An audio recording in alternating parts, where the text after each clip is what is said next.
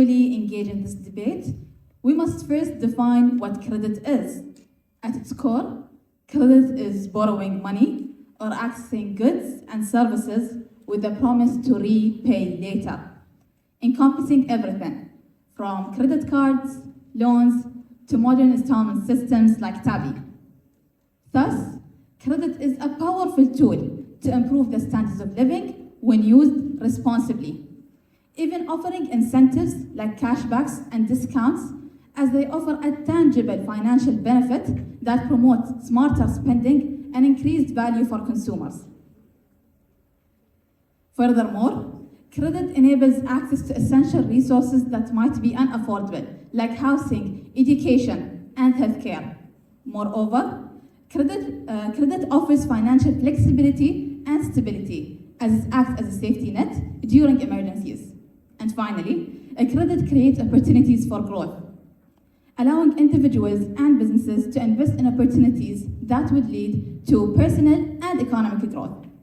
By leveraging credit wisely, individuals can enhance their current standard of living while investing in a better future, while governments are enhancing and improving countries. Allow me to ask this question: how many times did we come across the phrase, "life isn't fair"?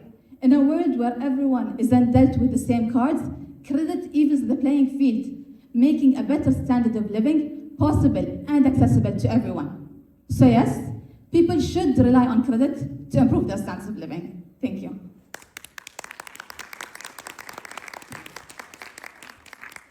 Hi, good morning everyone. My name is Jumana Ali Al-Aidarous and we're from Zayed Educational Complex.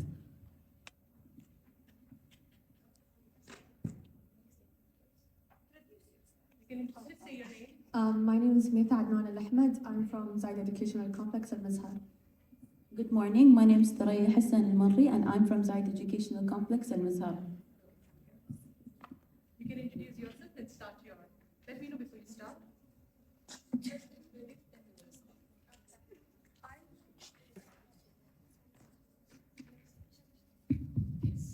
I'm Noor Rassam from 11E2 Zayed Complex.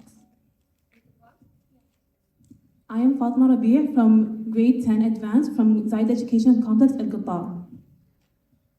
I'm Ada Umar from Zayed Educational Complex Al Qattah, grade 10 advanced. Start now. Yeah, open, yes. Good morning, honorable judges and respected audience. We are here today to challenge the dangerous myth that credit cards are the answer to a better life, because relying on credit cards to improve your standard of living is not success. It's financial suicide. In the UAE, where credit card interest rate can reach up to 46.5% annually, are we truly improving lives or leading people into financial traps? Credit cards may offer a temporary relief, but at what cost? They create a fake illusion of wealth while silently piling on debt. Is the short-term lifestyle upgrade really worth the long-term financial burden?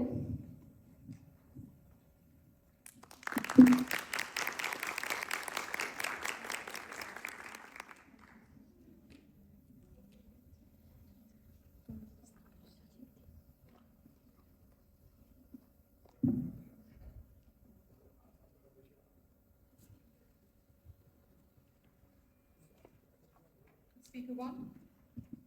Credit is not just a financial tool. It's a gateway to essential resources and opportunities. When used responsibly, credit empowers individuals and families to achieve stability, improve quality of life, and invest in a more secure future. Credit provides access to critical needs like housing, education, and healthcare. Mortgages help families achieve homeownership without upfront payments, fostering financial growth and stability. Student loans unlock higher education, giving opportunities to better career options. Without student loans, we wouldn't have these doctors, these surgeons, these engineers. We wouldn't even have our beautiful judges here. Credit also provides funds for emergency and medical needs. Why should I put my loved one's life in jeopardy just because I do not have enough funds for it? Credit also enables individuals to enhance their living conditions and live in more comforting and convenient life standards, with home renovation, auto loans, and appliances.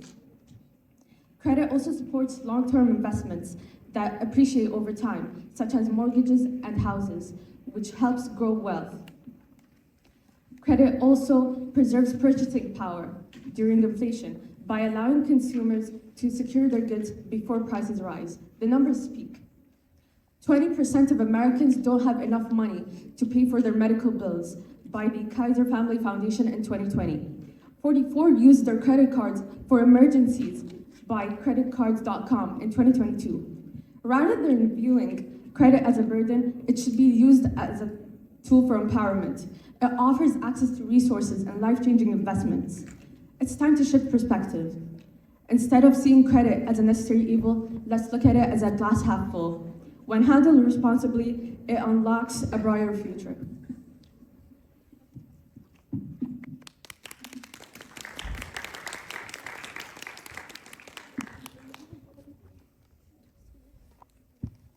Speaker one. As the first speaker of the opposition, I am here to expose the myth that credit cards improve standards of living. First, let's face the reality of debt in the UAE, where credit card interest rates reach up to a staggering 46.2% annually. Each dirham spent on credit is a step closer to financial instability. Sheikh Mohammed bin Rashid Al Maktoum once said that money is like water. It can be a tool to grow, or it can flood and destroy. Credit card debt is not growth, it is destruction. Second, let me share with you a true story. A relative of mine once fell into the trap of credit cards.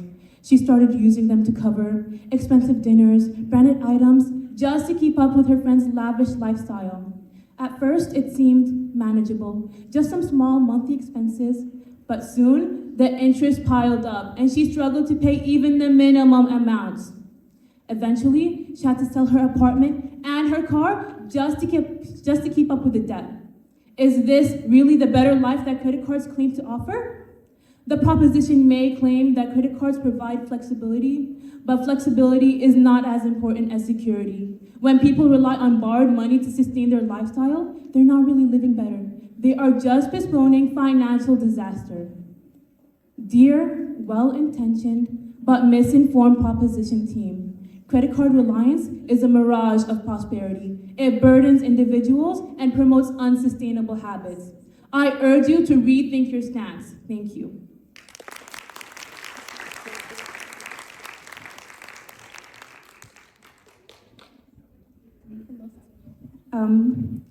My paragraph has finished, but I have one question for you. How can the benefits of using credit cards, such as credit building, history, and rewards, outweigh the potential risks accumulating debt and high interest rates? Thank you.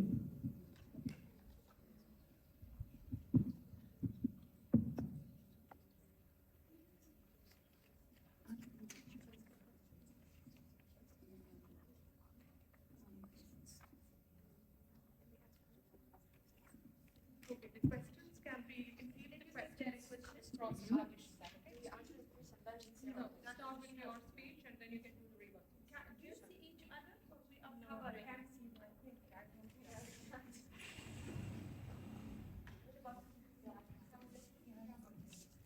That was a great point that you were talking about. However, I'd like to add that according to the World Bank and the APR, the annual percentage report, it shows that there is no cause and effect that shows that using credit makes you go into debt. Furthermore, financial literacy is a really important part in learning how to use credit responsibly and properly to invest in your future instead of using it as a burden. Banks make you sign and read the terms and conditions before signing and giving you a credit card or a loan to help teach you responsibilities and the consequences of using financial literacy and credit responsibly. And credit history is really important because banks wouldn't give you such a large amount when you first sign the contract with them. They would give you, for example, start off with like 500 dirhams, and then the more you spend, the more your credit history goes up, and then the limit starts to go up. And that's based on how you use it properly. Furthermore, I'd like to talk about how credit is a tool for resilience and growth. Imagine being trapped in your flooded home with all of your belongings destroyed and no cash flow to survive. This was the harsh and devastating reality for residents of Mudan during last year's unexpected floods in Dubai. Despite the commendable efforts of the government, army, and police, what do you think truly helped the residents recover? It was credit. Just like during COVID-19, the availability of credit allowed the residents to access immediate funds for repairs and essential needs without having to liquidate any of their assets. Furthermore, credit is the foundation of all of our communities and society. Consider the very ground beneath your feet. Much of it was built using government bonds, a form of credit, or in other words, good debt. Government bonds are debt securities issued by the government to fund essential public projects like schools, roads, and hospitals, in exchange for periodic interest payments and the return of your principal at maturity. These bonds enable governments to build the infrastructure that form the backbone of our communities. Isn't it clear that credit is essential to the very foundation of our society? In addition to this, credit also provides financial flexibility for individuals. On a personal level, credit offers tools to help you manage your finances effectively. And according to the Consumer Financial Protection Bureau, installment payments allow individuals to spread the cost of large expenses, reducing monthly strain. And also, credit smooths cash flow by bridging gaps between paychecks, covering unexpected expenses, and enabling consumers to take advantage of sales. Furthermore, during inflation, credit preserves purchasing powers, enabling individuals to secure goods and services before prices rise. How can the economy boom without businesses? Credit is vital for small businesses, which are the backbone of our economy. A World Bank study revealed that 82% of small business failures are linked to cash flow problems. And as Karl Marx mentioned, small enterprises often face the challenge of limited capital and market power, but credit levels the playing field and offers them a chance to compete and expand in an otherwise challenging economic landscape. Thus, credit addresses this issue by funding entrepreneurs and providing them with the funds they need to grow their ventures, create jobs, and contribute to economic stability. Thus, credit is a pillar of resilience and stability. It enhances financial flexibility and security by serving as a safety net during emergencies, smoothing cash flow, and making large expenses manageable. It empowers individuals to navigate financial challenges, supports small business in driving economic growth, and enables governments to build the infrastructure we rely on every day. This shows that credit isn't just a financial tool, it's a cornerstone of resilience and progress. Thank you. Building on my teammates' arguments, I will expose how credit cards reliance harms both individuals and society while dismantling the flawed logic of the proposition. First, let's talk about the psychological toll. Isn't peace of mind priceless? Studies confirm that financial stress is one of the leading causes of anxiety, depression, and even family breakdowns. Picture a university student who, tempted by the promise of credit cards, believes that they're investing in their future. What's the reality? Crushing debts, sleepless nights, and bitter family arguments. Second, there are better paths to financial stability. Instead of relying on credit cards, why not embrace budgeting and financial discipline? Isn't it wiser to learn how to manage money than to depend on high-interest loans? Now, the proposition may claim that credit cards create opportunities, but let me ask you this: at what cost? How many families are left by scraping off to pay off high-interest loans? Who gains when families stay in traps for years? Credit cards do not offer opportunities. They offer a golden news.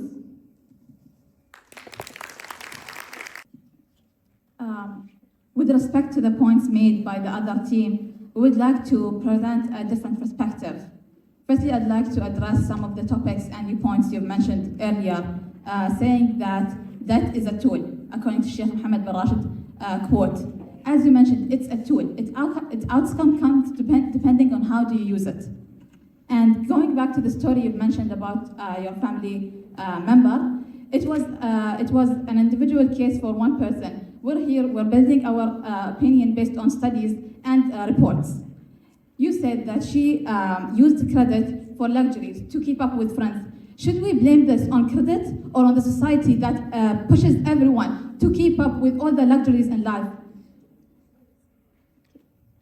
Now, wanting to, after recognizing the effort and depth of the research you've made, we're here to prove you wrong and to say that credit actually creates opportunities, because credit is an undeniably game changer, fueling personal growth, entrepreneurial success, and microeconomic development. It opens doors to opportunities that were once out of reach, enabling individuals and communities to thrive. Warren Buffett, one of the most successful American businessmen, wisely said, "The best investment you can make is an investment in yourself. The more you learn, the more you'll earn." Credit plays an important role in making this investment possible. By facilitating access to higher education, these young individuals can secure better paying jobs in the future. In fact, a study made in India revealed that when banking services and access to credit improved, children's education saw a significant boost, where families increased spending on schooling by a staggering 86% in the year 2012. This demonstrates how credit fuels education, which in turn drives upward mobility and economic stability. Credit is also instrumental in empowering entrepreneurs and small businesses. The small business loan plays a pivotal role and provides the capital necessary for startups to launch and for small businesses to expand, creating more jobs and stimulating local economies. The Grameen Bank study revealed that access to microcredit services did not only reduce poverty, but it empowered women and improved the overall societal well-being. This simply highlights the transformative power of credit in fostering financial independence and economic development. According to a 2020 Experian report, individuals who managed small and timely loans showcased financial reliability, which was translated into better financial opportunities. However, financial literacy remains a challenge. A 2024 US study showcased and found out that 86% of high school students lack the proper understanding of credit. This suggests that the real issue does not lie with credit itself, but the lack of education surrounding its use. Now, moving to a macroeconomic level, credit drives growth by enabling investments in healthcare, technology, and infrastructure. These investments improve living standards, create jobs, and promote the long-term economic stability. Moreover, credit also empowers consumers to make significant purchases, such as homes and cars, boosting demand and driving economic activity. Consumer credit on its own in the United States accounted for nearly 70% of GDP, gross domestic product, showcasing the critical role credit plays in sustaining and growing economy. So, if I made that clear, if credit empowers individuals to pursue education, start businesses, and build wealth, how can we reject it outright? Isn't the real issue the lack of financial literacy and proper regulation rather than credit itself? Shouldn't we focus on creating a fairer and more transparent system that ensures responsible credit use rather than dismissing it altogether? Credit is not the problem. It is a solution waiting to be harnessed responsibly. Instead of denying people the chance to improve their circumstances, we should work towards encouraging them, empowering them, and equipping them with knowledge and tools to use credit effectively. Thank you. As the third speaker, I will not only summarize our case, but also demolish your final arguments and drive home why credit cards are nothing but a trap, one that promises much but delivers only destruction. We've already shown that credit cards breed financial instability and encourage unsustainable habits and escalate stress. My teammates have provided irrefutable evidence, real-life examples, and viable alternatives like budgeting and saving, yet some still insist on glorifying credit cards. Now, let's counter your final defense. You may claim that credit cards are more convenient, something we can all agree on. But let's ask ourselves, convenience for whom? at an interest rate of 46.2%. Convenience becomes nothing but a slow burn of exploitation. Is it really an improvement when every swipe could cost you your future? Convenience at such a price is nothing more than a golden cage. In the words of Sheikh Mohammed bin Rashid Al Maktoum, a nation's strength is not built on borrowed money, but on the will and wisdom of its people. Credit cards may give you temporary access, but they strip you of your strength, your dignity, and your future. Let's ask ourselves, who benefits from this? Those who fall for the illusion of credit cards, or all the banks and financial institutions who make billions off the back of their debt? This isn't about opportunity, it's about manipulation. It's time to wake up. Credit cards don't empower, they enslave. Your mindset is based on a false belief that debt is the way to progress. But let me remind you, true progress isn't about borrowing from your future to pay for today. It's about building a foundation of financial wisdom and discipline. It's time to stop letting debt define your future. Choose financial independence instead. Thank you.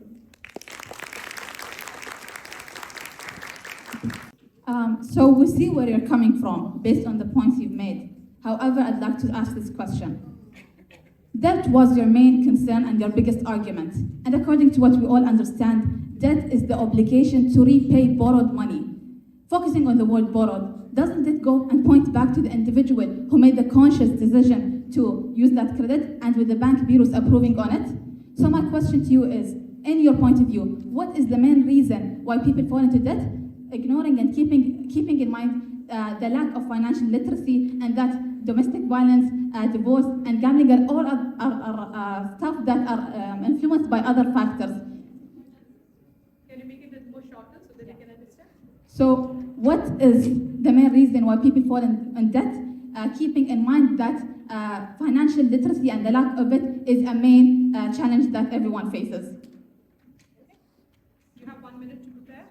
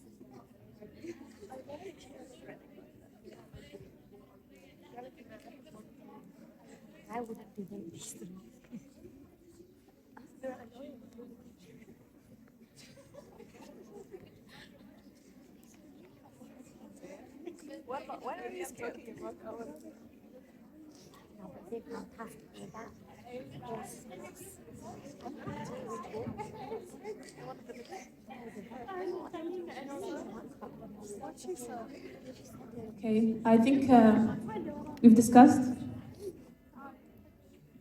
So I have an answer to your question. I think that the main reason people fall into debt is because of desperation, like you said, for the floods, the Dubai floods and all of that.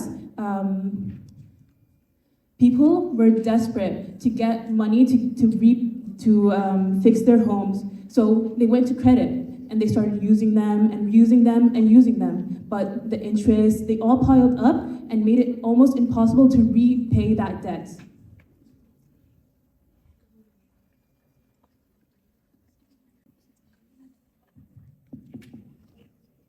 Okay.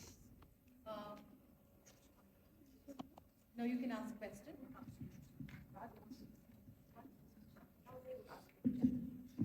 Given the widespread availability of credit cards and the increasing reliance on them both for personal business and for both personal and business transactions, how can we ensure that individuals are adequately educated about responsible credit card use and the potential consequence of misuse, while still promoting the benefits of credit cards in fostering economic growth and financial innovation? Are you clear with the question? Yeah, we're okay with the question. They're okay. You have 1 minute to prepare your answer.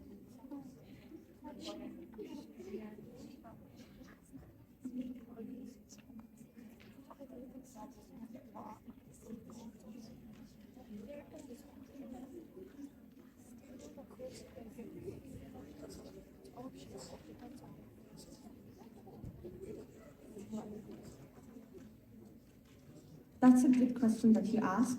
We can ensure that people start become financially literate while using these initiatives that our country has let out to eliminate this problem. Banks also have a page in their websites where they can help you and guide you while you use credit.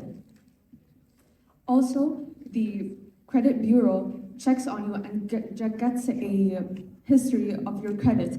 And without a good credit history,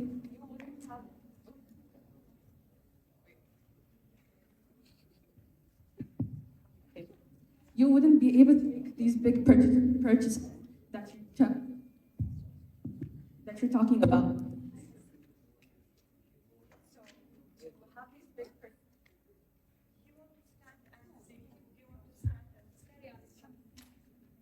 So to have these purchases that you're talking about, these luxurious purchases like cars and bags and all of that, you would have to have a good credit history.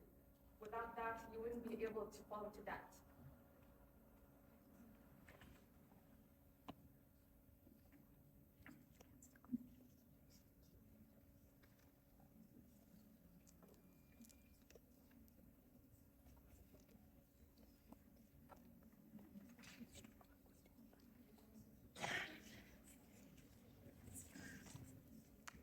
Okay, now we have the summary speeches. You have 2 to 3 minutes. Each team has 2 to 3 minutes to prepare a summary speech. No new arguments are allowed. You cannot include any new points. You should summarize what you have spoken. All right? And I'll give you 1 minute to prepare your, the final speech. You can do that. Summary. If you're fine, then you can go ahead with it. Okay, 1 minute.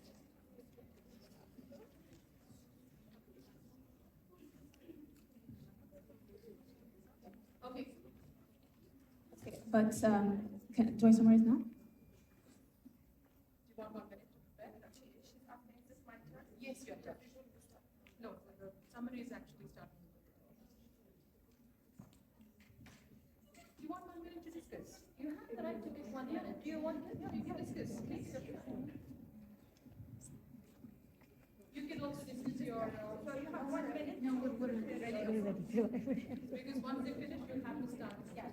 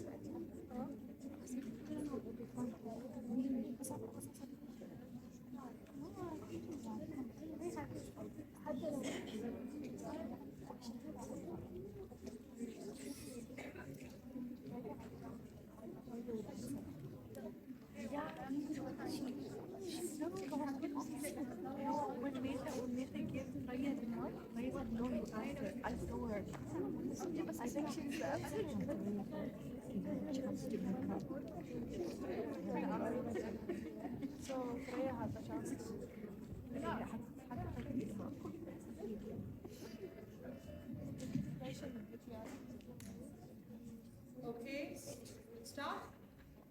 Ready? As we conclude this debate, I will summarize why the opposition has clearly won this argument against relying on credit cards to improve standards of living.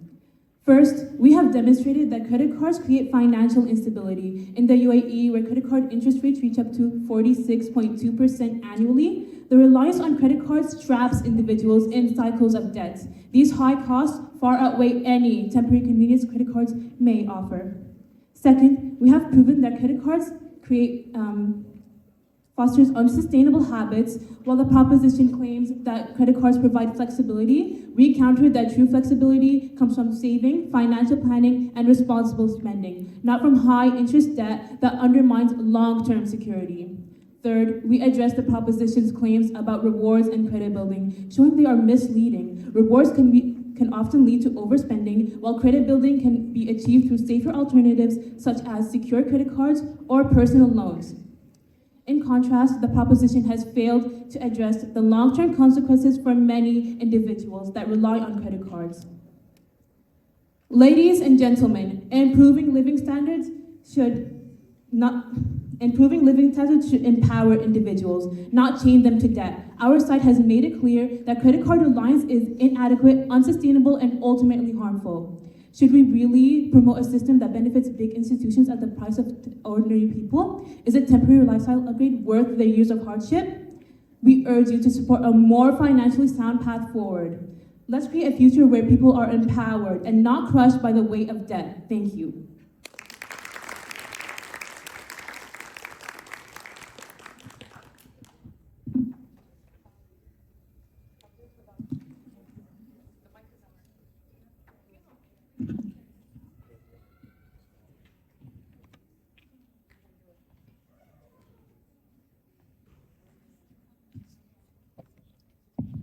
In conclusion, ladies and gentlemen, credit, like a knife, is simply just a tool.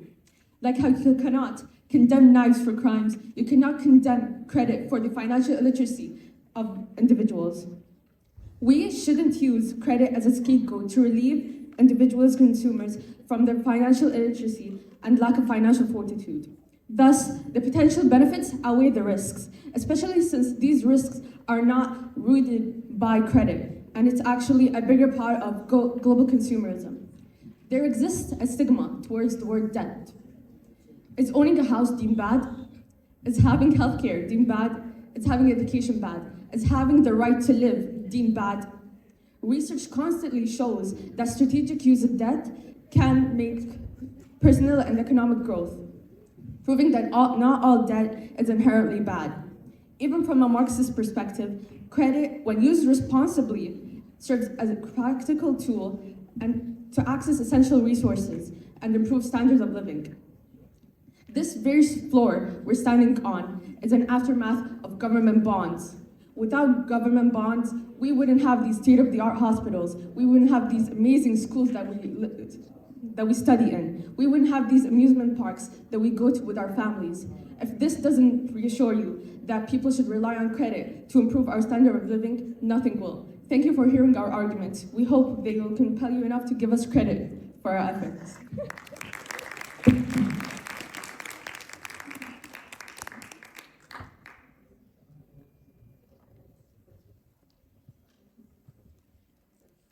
Okay, thank you, girls. That was wonderful. Both the sides did well.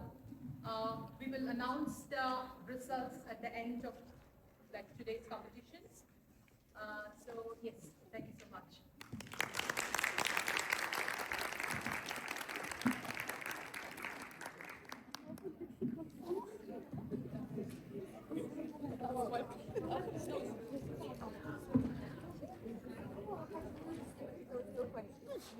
Yeah, that was actually